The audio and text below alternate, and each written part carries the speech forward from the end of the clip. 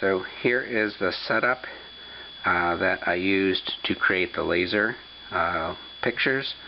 What this is obviously it's made out of Legos. It's really a good idea to have Lego Transformers.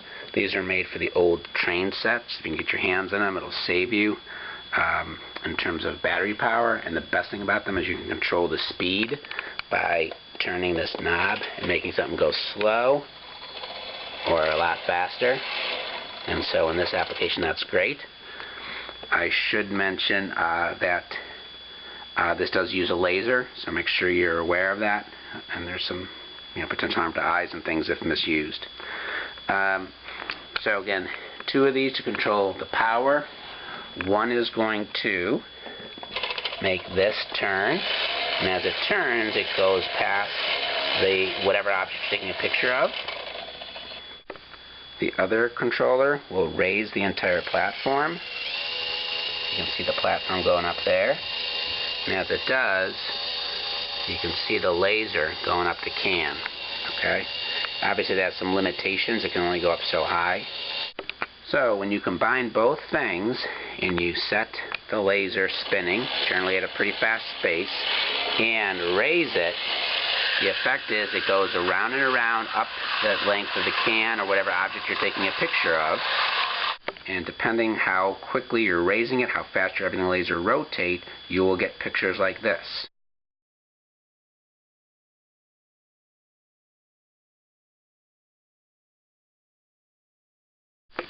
You do want a camera on a tripod.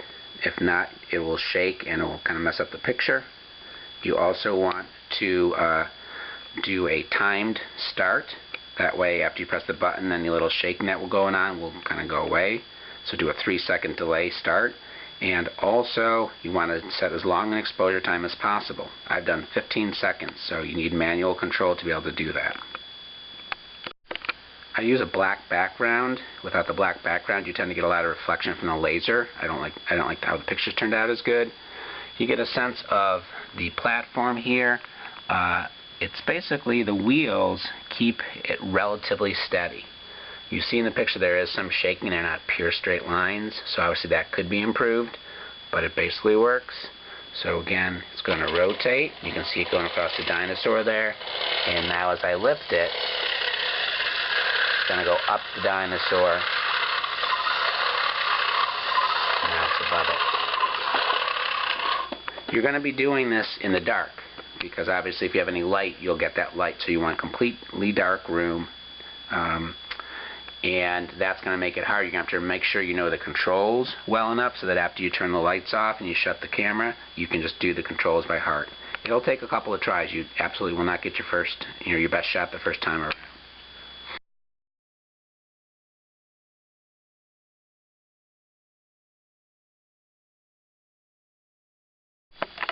Alright, so I'll try to show you an actual example of how I do this.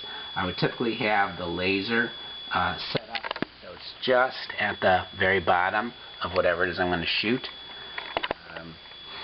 And that way, and what I'm going to do is I'm going to dim the lights so you get a better sense. I have to leave some lights on so that you can see, obviously, but if you're doing it, you have to have really complete darkness for the best effect.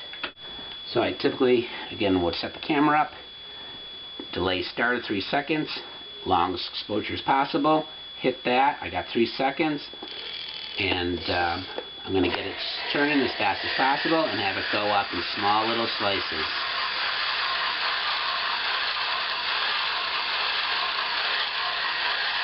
And then basically I'm good to go.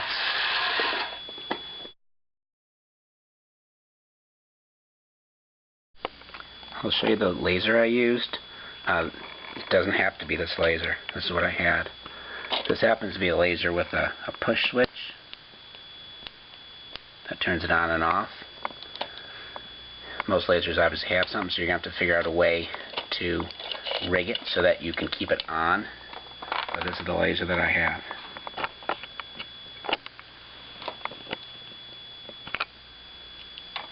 Nothing special. You can use any one. Same thing with the motors. I happen to use 2 specific motors that I just had on hand. There's nothing absolutely essential about these. You need something that will raise the rig, and something that will spin it. The large gear down there did help. But again, use what you have. So if you have any questions or comments, feel free to let me know. I'm curious to hear what your feedback is. I'm going to take some pictures of the rig as well so you can see a little bit closer exactly how it's made. Thanks.